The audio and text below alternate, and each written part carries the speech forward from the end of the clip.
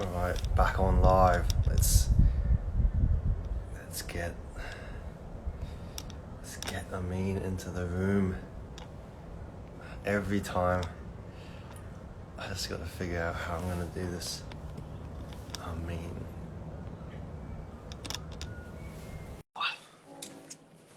Hey. Hey Agatha. How are you today? I think you're in the room. I can see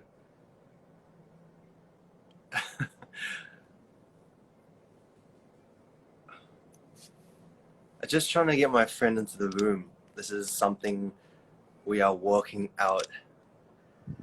That's good. Tell me, what time is it in Slovakia right now? I literally just woke up. I'm kind of like just getting my coffee. Let's see. Where is Amin? Okay.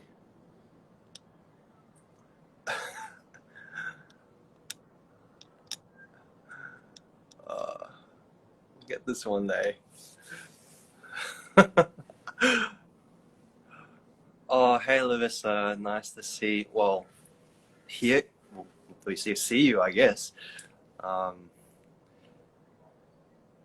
What time is it where you guys are, by the way? Just let me know in the chat. Like, I literally just woke up, so um, that's why I am like this. Okay. How do I get? So I'm just trying to get my friend on, and like this happens every time.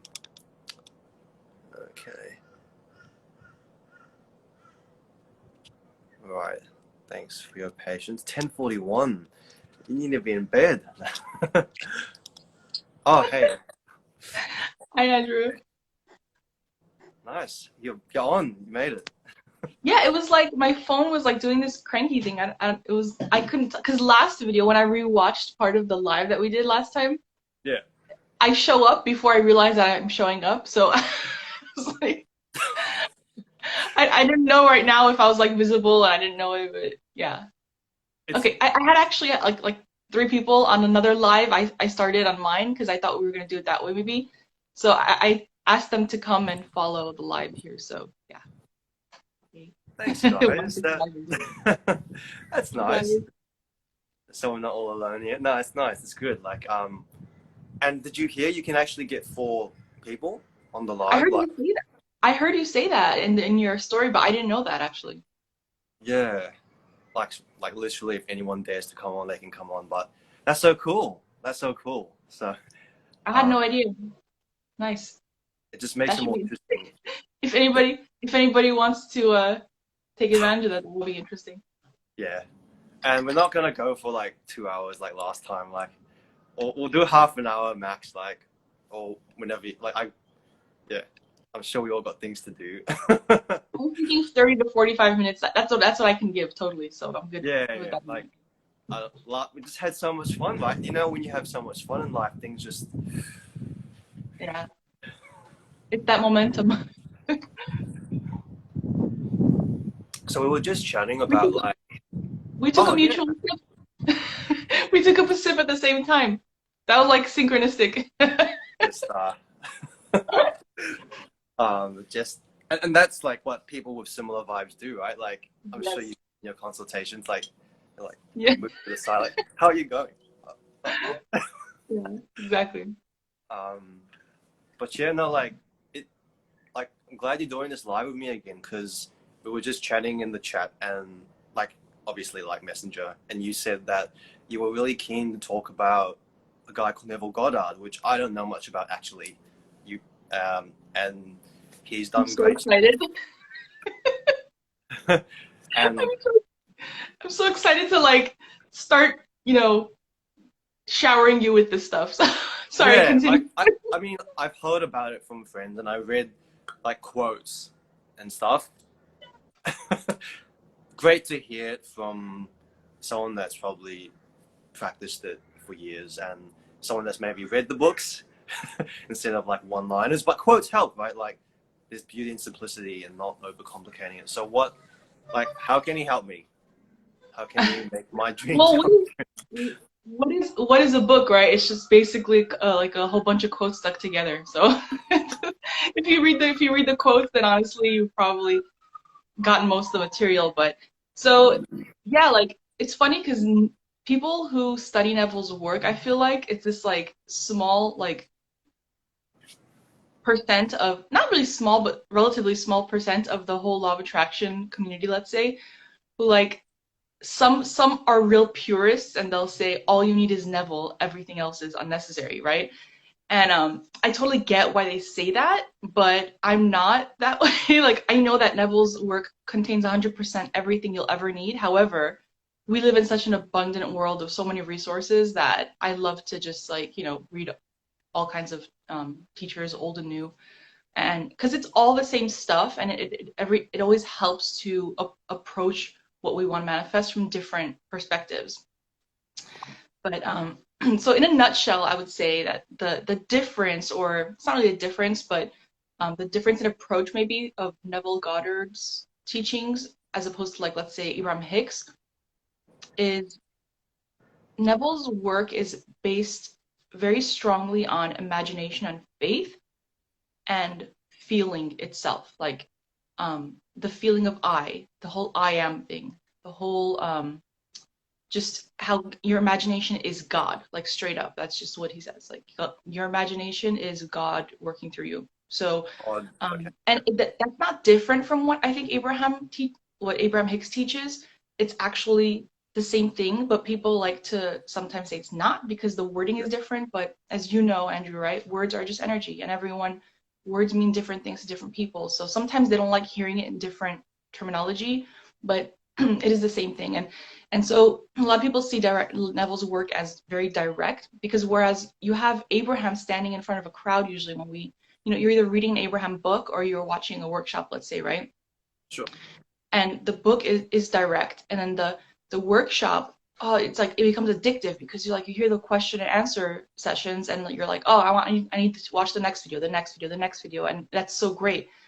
What it does sometimes for people though, it makes them confused because we watch so much of it and there's so many people asking questions that Abraham answers questions based on that person's vibration, right? So sometimes people might say, oh, but Abraham answered the same question differently in different scenarios. That's because the person was aligned with a different answer every time, like every time it was asked, yeah. And whereas we have Neville, who's like this like old teacher who he's no longer alive, and I mean the physical, deliverer of the information is no longer alive. So we have books and lectures, and it's just more like it's like a resort. I see him like an encyclopedia of this stuff. So you can just like look it up, your specific question, and you kind of go directly to the answer and the practice to do without all the other people asking him questions at the same time, if that makes sense. Absolutely, absolutely. I think we can really get overwhelmed with too much information when all we want is just how do I get what I want? And so would you say maybe for people that don't have a lot of time to go through a lot of material or have tried many things, maybe Neville is someone to look at, whether it's law of attraction or whether it's like mindset or faith or something alternative to conventional religion, which is, works for some, doesn't quite work for others, so to speak. Yeah, absolutely. Also, another thing I'd like to point out is that Abraham, all they talk about is God, and they say that, but they'll never use the word until someone says, hey, how come you never talk about God? And Abraham's like, that's all we ever talk about. We just don't use the word because it throws you people off, Yeah. And which is very good and very needed, I think. Neville, he straight up says that what I do is I translate the Bible for what it was meant to mean. It's like Okay. basically the mysteries of the Bible, like all the ancient secrets, what they call them, but they're and a lot of people say, oh, that stuff is not a secret anymore. It's out, right? And they even like pick on Rhonda Byrne for calling the secret because it's not a secret. But honestly, it kind of is because so many people are like it goes over their head or they just don't. like get it, or they don't have to get it, it's fine. But it is, therefore, it still remains only accessible to a small part of the population, even as like kind of mainstream law of attraction has been going for a bit, or trendy, or whatever you want to call it. The amount of people who actually like really apply it and see how it is the basis of our entire lives and how it's where our power lies as human beings.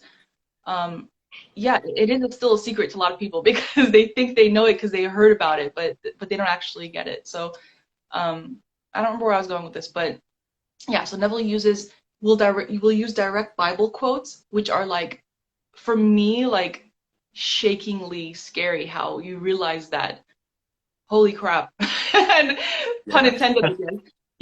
Like I know a lot of, like, I actually understand what the Bible means now. Like this, all this mystery of like existence and like what they were, the things in the Bible that didn't make sense because people are reading it as historical, like as historical drama. Now we realize that, okay, Neville's actually interpreting it metaphysically, what it was written as in the first place, and it's not a historical drama; it's a psychological drama. So it's all metaphors. Like he says how the apostles all represent states of mind. Like, well, we might call them emotions, but they're states of being. So one is doubt, one is faith. Like it just go. It's kind of specific, but the cool thing is you don't have to know all that stuff. If you just read like one chapter of a Neville book, you could Yeah. immediately apply it to anything you want. And Awesome. yeah, it's just like direct, I don't know, gold for most people. But if they have like an aversion to the word God, then they're probably not gonna, want to grasp it. It depends Right. on the reader. Okay. I So talked a maybe, lot. yeah. Let you talk. No, no, that's really great actually, because some people might actually believe in God and then they want to add something and they feel that maybe like law of attraction is a bit woo woo, or it's kind of separate to what they're doing, and like having too many teachers, too many cooks spoil the broth. Okay, so let's take a common. So say like I want to generate more income or money in my business, for example. How would I use how would I use Neville? So for Abraham Hicks, and even let's say Ron DeBon. And guys, if you know any of these people we're talking about, just to make sure that we're on the same page, like, or if you don't, just like say yes or not really in the chat, just so we know, because yeah, we're just talking other stuff. So okay, so if I want to generate more business, more money in my business, how would I apply these like principles or teachings by Neville Goddard? Really Okay, quick, so like there's method. Yeah. my personal, like, my personal go-to is self concept. So I just go straight to becoming or being the version of me who already has that successful business. See how it's not different from Abraham, Hmm. but it focuses less on soothing and more on getting straight into that me who is what Neville calls the new man, because in the Bible there's a reference to the old man and the new man. What that actually means Okay. is the old you is the version of you who didn't have what you desired, Yeah. this particular desire, and the new you, the new man, is the you who is now already living the thing that you desire, and it's no biggie. You know what I mean? Because you know how Abraham says it's as easy to manifest a castle as it is to manifest a button. So with that, with incorporating the ease of that, you can go straight into the heart of it. And Neville's big on the state akin to sleep, and this is something I think is a major difference because, um, okay, anything that you want to feel yourself into or work on your thoughts, like the state akin to sleep, which is basically your theta wave, brainwave state, right? You know all about that, I think. So, yeah, you just go into that state as you're drifting to sleep, and you can do it on purpose as like a nap in the middle of the day, like just sit in a comfortable chair and get really drowsy. Not drunk, but I don't know. I was Oh, gonna say you get definitely. drowsy and drunk. Yeah. Just like calm yourself, relax your body until you're on the verge of sleep almost, and then condense your entire desire into one small phrase or one word. Like your successful career for you. Think about how it feels. How does it? what does a successful career feel like to you? A successful career feels Like like the level that you want to right be. now there. So the feelings, of course, you'd be satisfied. You go to bed happy that you have control of your destiny, but also that you basically you things just feel right. There's no resistance, and again, let's put it into simple terms. You're just happy. There's no overthinking. Everything just feels right, to put it simply. So whether that's to to go on holiday whenever you want, or whether that's to buy whatever you want, or that's to retire your parents, like that's really all there. What So does it feel like? for me What does it feel like personally, I to retire your parents? What does that feel like? yeah, feels very. It feels like you're you're giving something back to them that you couldn't when you were a child, for example. You're So you're, how does the you're Andrew doing who's something more already than yourself. how does the Andrew who's already retired his parents, how does he live his life? Like what like so Neville says, don't think of your desire, think from your desire fulfilled. So now you, Andrew, have retired your parents. You're going to sleep with ease. You're going to sleep feeling accomplished. You feel very natural in your power. You feel respected. You feel appreciated. You've now retired your parents and you're falling asleep as the Andrew who has already retired his parents, and all his family members know that if they ever need anything that you got them. How does that feel?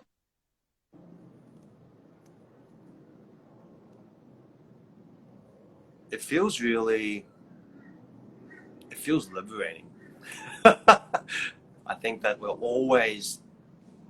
Well, I'm speaking for everyone. I can't speak for everyone. I like to cram a lot of things into the day. I do a lot for for myself, for others. Obviously, when you run a business, you're still, even if you work for yourself, you're still obviously, depending on how much you care about people, you're obviously tending to people as well. So, all people and your colleagues. So, yeah, you feel free. You feel free. It's not. Let's keep it at that for now. Yeah, You used an important word. It feels liberating. And liberating. that's actually what Neville calls the law of actually natural law. He condenses it to one word and he calls it the law of liberty. And so he calls it the law of liberty because it is incredibly liberating. It's our natural it's our natural essence, our natural state, our natural way of flowing as energy in this life. So once you allow yourself to contemplate, because there's this thing where there's a verse in the Bible that says when you go at night, lay down and contemplate and think of the things of your desire, think from your desire. So what you want to do is that you want to linger on, just like Abraham says, Yeah, no, yeah, nothing new here. Linger on the things that you want as though you already have them. And there's an element here which I love to focus on because so many of us are modest and humble, and that makes yeah. that makes us actually desirable people for a lot of people to be good company. However, don't let your modesty and being humble stand in the way of um, going after your exact ideal desire because we tend to maybe minimize what our desire is because we think, well, we want this, but Yeah. let's start with this, or I'll be happy if I just have this, or this is what I really want, but I can't see that happening, so I'm gonna take it down a notch and just try to see myself do this.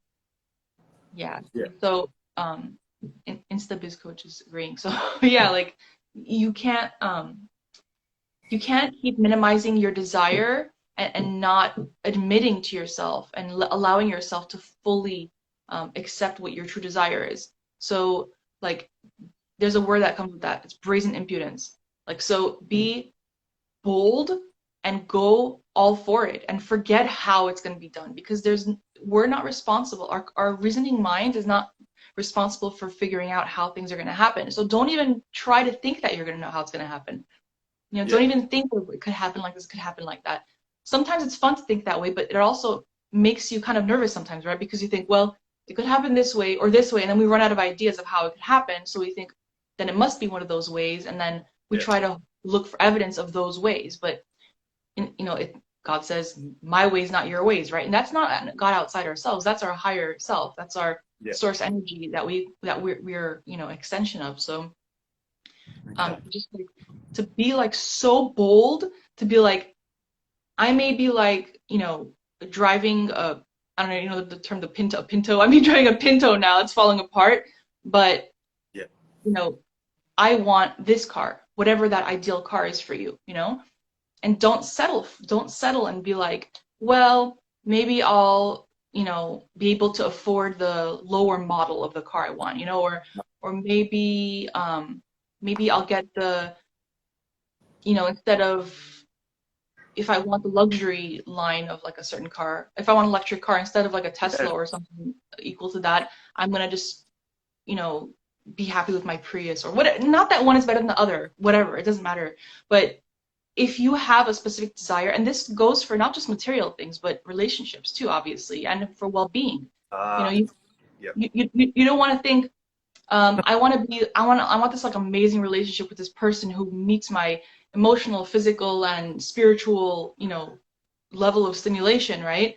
Yeah. And then, they have everything, but like one thing really bothers you about them, and we're like, well, we should be happy. We should just be happy that they have so much already that we can't really be picky. But the funny thing is that when you're aligned with having your full desire, then when they show up, we don't even notice their flaws. Like anything that would have bothered us before, it doesn't show up in that package because we were so focused on feeling the greatness of the relationship that we become like so whatever about, just like how you would want someone to be with you, right? Because they see how amazing you are. They don't even notice the things that you don't like about yourself sometimes. Like, oh, why do I do this? Why do I do that? They don't even notice it, or they'll just think it's funny, or endearing. I talked a lot, didn't I? No, I go on and on. Yeah. I'm just thinking about what you said actually, because it's nice the way you put it, and I just like to summarize a bit of that, I guess, for people that just joined. So, using Neville Goddard's teachings to manifest what you want to happen in your life, whether, like you said, relationships or, increase business for your business, increase, your money flowing to you. Keep it simple. Use some visualization techniques, especially focusing on how you feel. And then I love this next part. Okay, well, I love all the parts. You said having faith. So faith is a really, really it's a slippery thing sometimes for some people. It's like we talked about this last time. I won't go into big detail, but I see that in the physical world hasn't happened yet. So how am I going to feel good about this, and how am I going to go forward and pretend that it's all good when it's not? Can't you see?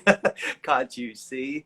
And then we're saying that, keep it simple, have faith, and be brave to dream, right? Like it big, no exception. So use the car example. I think you like Teslas. I'm feeling you're a Tesla girl, like not an Apple car, but or something. It's one of the cars I like, yes.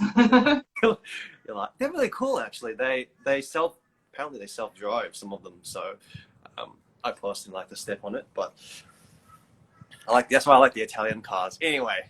Oh my gosh, you like Italian cars?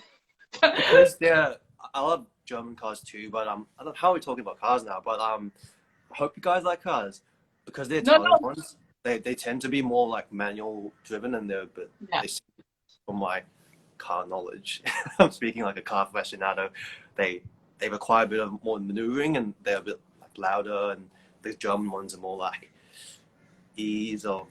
One's the driving experience, and one's the sort of make it easy for you, the German efficiency sort of thing. So if we have any Italians and Germans in the house, yeah, please speak up and tell us your opinions on that, because that's funny you mentioned that, because my boyfriend has two vintage, classic Alfa Romeos.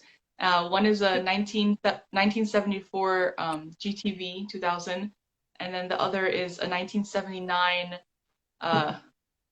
I don't know what you call it. Look, I call it the cockroach. Sorry. I love the 74 one. I don't like the 79 one. It's like black and it looks like not that I have a problem with black cars, that's cool too, but just the shape of it, it's so like 80s, you know? And but yeah, he loves the Alfa Romeo old Alfa Romeo cars because they have that passion, they have that heart in it. Yeah. And he loves driving them, so. For good for them. And that's right. Like you use the word passion, like they love that stuff. And whatever works for that person, right? May not be they're into cockroach, you're not.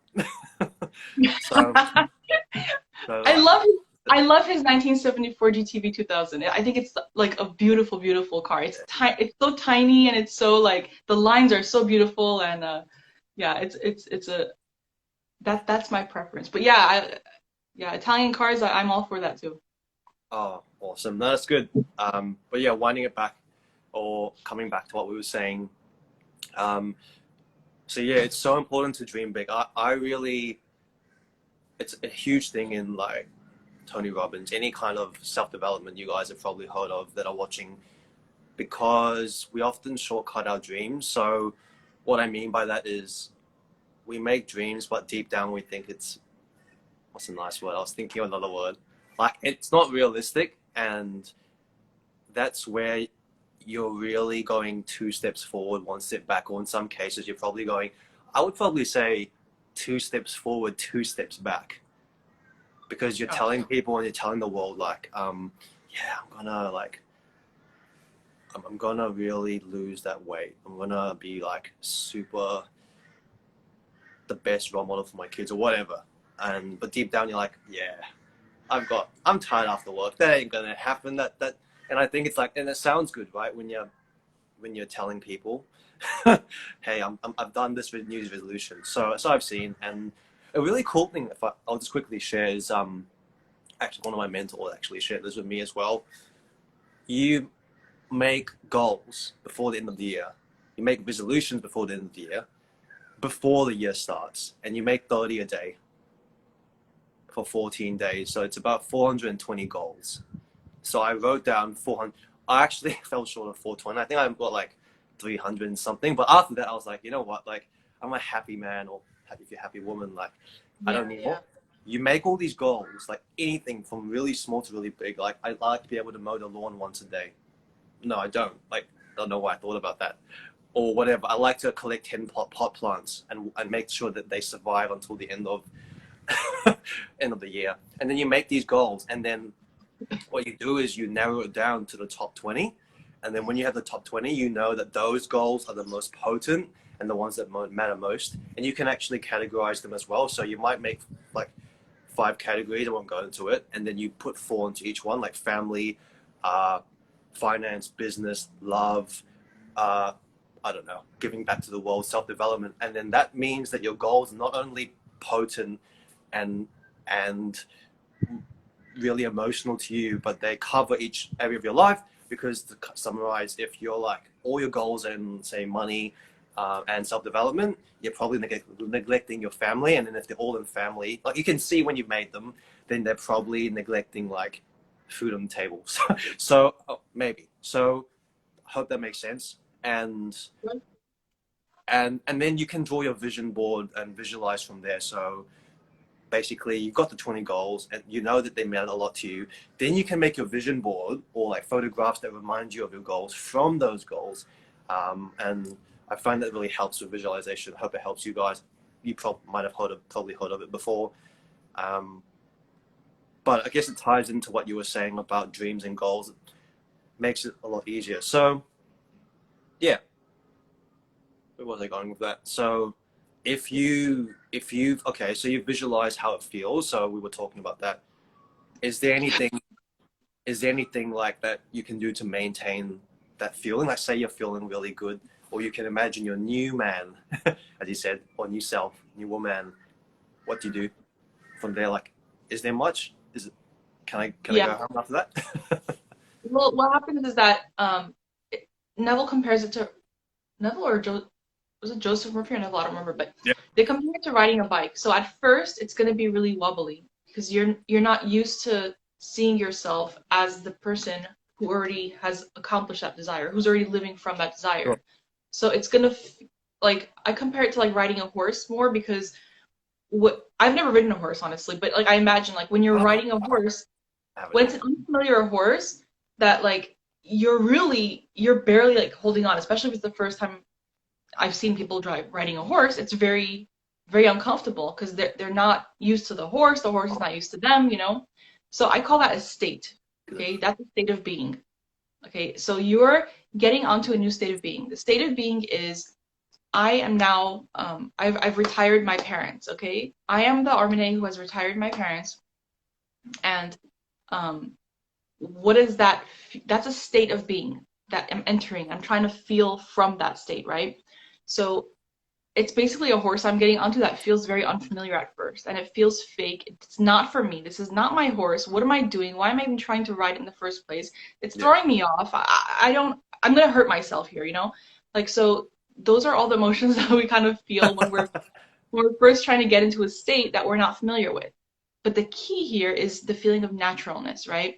You want to achieve the feeling of naturalness. So if the horse throws you off even, what do? You get back on that horse because you know that that's the horse that you want to live your life with. And that if that makes sense. Like that's your horse. Like you want that state. You want to retire your parents and you know that if you have that desire well, another thing Neville says is that the dreamer in you is God, and your desire is God's word. So it's like you're meant to do whatever desire comes through you because that's kind of our our guidance in the first place. It comes through our desires, our Yeah. pure desires. Because when you know where your power lies, then you naturally want the things that will benefit you and all those around you. So whether you're comparing it to riding a bicycle or riding a horse, what happens? You fall, you feel uncomfortable, you get back on because you know that this is your horse. This is your, you know, this is what you're doing. You want to think from this state. So whenever, you know, you get wobbly, you start to feel like this is so not me. I'm not gonna end up like learning how to ride this bike. I'm not gonna, this horse does not like me, whatever you're thinking. Get back on, get back on, get back on. And what 100%. happens? Eventually the ride becomes less wobbly, right? You Good start analogy. to you understand each other and you and the animal start to understand each other and you start to not you start to I guess call it vibe together. Like literally like that's what it is. Like you start to understand each other's bodies and movement and guess what? Before you know it, you're like galloping across a field and it feels great and the wind is blowing through your hair and it feels amazing. So um, that is what that is what the focus is. So people think that faith is is a thing in of itself. Like we have to adopt this thing called faith. We don't have it and we have to get it. But faith is something that we actually have, that we all have since, you know, when we were children, we naturally had faith on, you know, it's just that we've covered it with crap all these years because we've bought into things that people have told us about how, well, if you want this, you have to figure out how you're going to get it. You have to make sure you're not too greedy. You have to make Yeah. sure that you know you're being responsible. You're not being delusional. You have to make sure that um, whatever. There's like a million things you could put in that thing, in that blank space. So yeah, it's actually that faith is very simply the absence of doubt. So if your doubt is not our natural state, faith is our natural state because we're always having faith in something. Like Abraham would say, we're having faith in hey Jerry. So we're having faith in either the thing desired or we're having faith in the lack of the thing desired. So faith is never absent in our lives. We're full of faith all the time. It's really just a matter of are we going to um, invest our faith into what we want or the lack of it and worrying about it and not appearing. So Yeah. you don't have to worry. The beauty of all this is that you don't have to buy into it right away because when you first have a desire, obviously it's missing from your life and it's going to feel weird to imagine having it at first because you don't have it. And the whole point is not to try to believe it, but to just practice the feeling of it. And that kind of takes a load off. Like Andrew, I think you would really like, you know, get that. Like, because I like to see it that way for myself. Like, I don't have to believe it right away because belief is not something you just switch onto. It's something that you practice. Like you just practice the thought, you practice seeing through the eyes of the you who already is living that life until it becomes on some level natural. And that means that it's already penetrated your subconscious mind, and before you know it, evidence will start showing up from all over the place. And that reinforces to you that you're doing something. Nothing happens by accident. I love that. Yeah. That's great. And how long did it take you to build up that belief in yourself? I think we touched on that you've obviously had some challenges in the past, as have we all. And you've obviously gone back on that horse. I love that analogy. It's so much more finesse than the bicycle. Go ride the bike and, you know, the horse. Fantastic. Wind blowing through their hair. I love it. Yeah. Yeah. And it's funny because like once you know how to ride a horse, or honestly, like even some horses, from what I understand from what I've heard, is that you have to get familiar with the horse you're riding kind of every time, like at least for like a few seconds or a few minutes. Every state that you try to occupy, every state of being that you're trying to occupy is going to take a little bit of adjusting, and we should expect that, because it would be weird if all of a sudden, if we want something and then that's unfamiliar to us, and then all of a sudden we're like, yeah, that's done, and we're not going to have any doubt or worry. It's natural, and we should just expect it at that point. And once we expect it, we're not resisting it anymore, and it kind of goes, dissolves really quickly. But okay, sorry, quickly to answer your question. Yeah, it was, we all build our faith on these things. Like we build our confidence in our manifesting based on subject. Like my first subject that I was able to do this with was relationship. That was the big thing for me, that, it was the center of my life, because I was married and we were not for each other. So once I realized that my entire life naturally fell into place in a way that I didn't have to push, I didn't have to specifically decide anything, everything. I just had to identify the feeling of how I wanted things to be, and everything molded to that. Everything kind of fell into place. So once I saw how that happened, then I was able to focus more on money, and that was harder for me. Money was a lot harder for me, because when I got divorced, it was through my own choice, and the family I was divorcing from, like, I was a very like low maintenance, easygoing like daughter-in-law, I guess you'd say, but so and very kind of shy and reserved in a way. So they didn't think I'd actually leave, I think. So, and when I did, part of the pride coming up for them was that, well, you're going to have financial problem. You're going to have financial trouble now, because, it's not going to be easy for you money-wise, because most of the income was dependent on our son, or, but I knew so much that, I was meant for something else at that point, and I couldn't serve the world if I wasn't in my, right place for myself. So I did it anyway, but I did have that fear. Like I absorbed that fear that they kind of put out there of like, oh, like you're gonna have trouble financially now because you're gonna be on your own, pretty much. So that took a while for me to realize that actually, there's an amazing quote by Reverend Ike, and I actually saved it for I don't know if Jerry's still here. Jerry, are you here? Yeah, he's here. We were doing a clubhouse yesterday, and I really wanted to mention a quote from Reverend Ike that someone reminded me of, and like I had it pulled up on my iPad, and now my kids have the iPad right now, so I can't pull it up. But it was basically that thing that like I'll paraphrase it. Yeah, Jerry. Yeah, I'd love to hear it. Yeah. So it says, he said something like, "There's no such thing as poverty. Only people who in that moment are not recognizing the abundance of God within them." Yeah. Yeah. So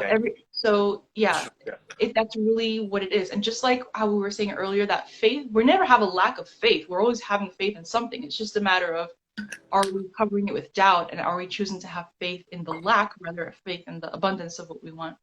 So we have all that stuff. Like you and I are like, we're like kings, queens, all of it. Florence Scovel Shinn says, one of her students used the affirmation, I am the daughter of a king. All my needs are met, and that's true. I am the daughter of a king. You are the son of a king, because what we come from are actual ancestral, like not physical, but, spiritually, we are source energy. We are the children of God, right? We are that same DNA. So I should basically it's yeah, I have no need to feel lack unless I just choose to feel lack because I have that habit. That's it. That's that's sublime.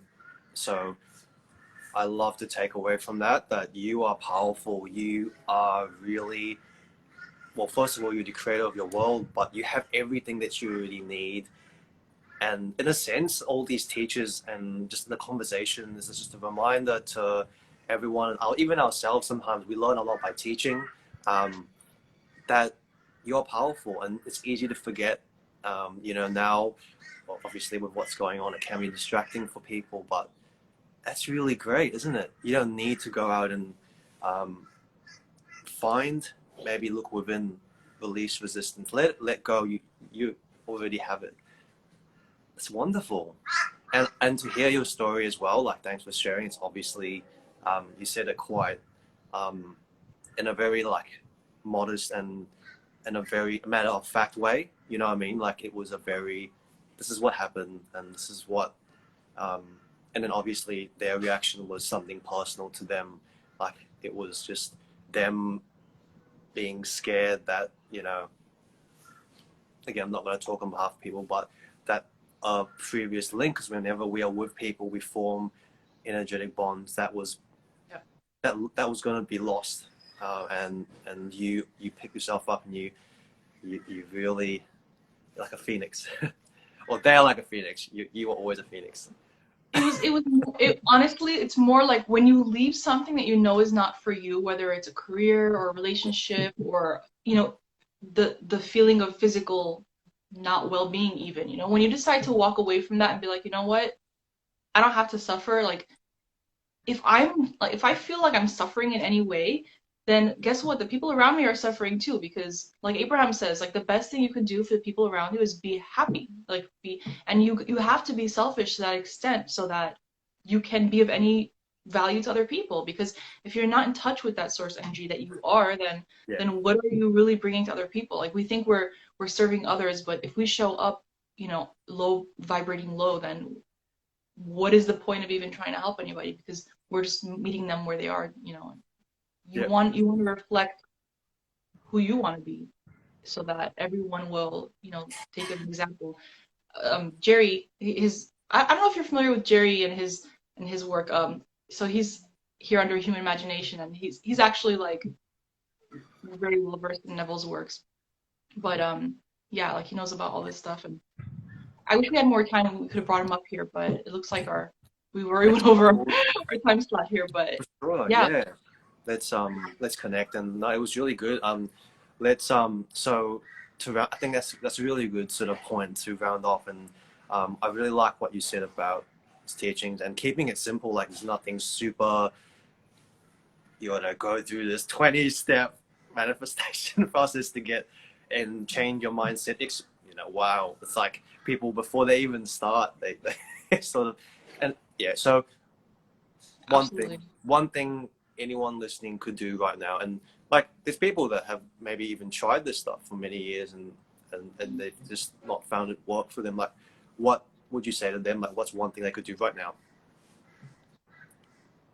I love putting you on the spot. Well, 'cause there's so many things I want to say, but like Yeah, I 'cause know. I guess I'm gonna end up saying whatever most like whoever's like watching this replay or whatever is gonna be a little more aligned with. And what's coming to me right now is, yeah, what's coming to me right now is just be easy on yourself, like chill out, like Oh, it's okay, like don't be hard on yourself. chill And, out. and, and Yeah, it's not just me being nice saying that. It's because if you're hard on yourself, you're actually like sabotaging yourself. We sabotage ourselves by being hard on ourselves, and that builds more tension. So just like chill out, relax. Like the whole point is to feel the way you want to feel, because you will attract exactly what's a match to the way you feel. Period.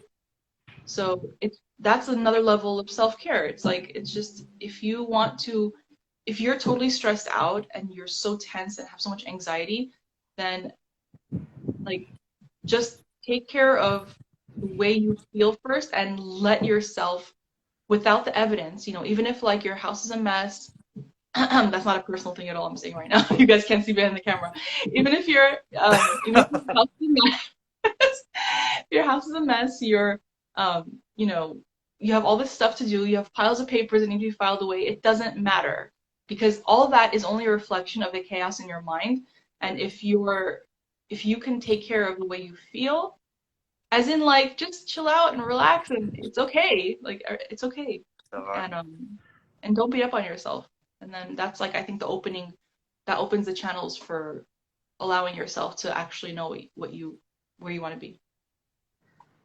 Wow, beautiful. Love that.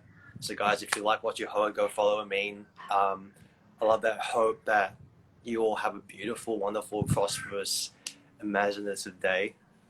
Thanks, Alicia. Thanks, Jerry, hopping on. Appreciate you Yeah. all.